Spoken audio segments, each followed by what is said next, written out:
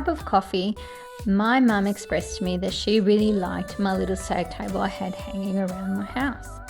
I decided that I would do it over for her. After cleaning the piece and seeing if I could get the stains off, I decided I would give her a call and find out what was it that she really liked color-wise and style. She said she liked the raised tile adhesive look I do, my favorite thing of course, and the resin moldings. She also wanted the color blue.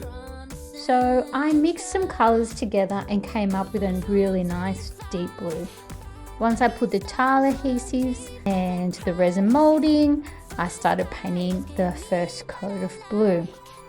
My favorite thing is making pieces over for people, and I like the look on their faces when they come to collect it.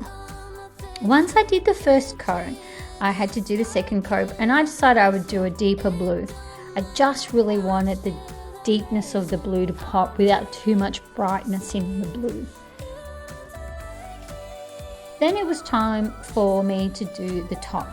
I used the antique white enamel paint that I had, and I showed my mum, and she said she actually wanted a more distressed look. So I went about giving it a good distress. I gave it 3 coats of varnish. I also did a little bit of gold around the trimmings, just the tiniest smidge, just to make them pop a tiny bit. She's not really a gold person, so I didn't want to overdo it.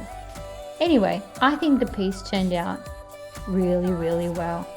I loved it. I actually wanted to keep it, but I already had a similar piece, so it was time for this lovely little table to find a new home at my mum's. When my mum came to collect the piece, she absolutely loved it. Thank you for watching.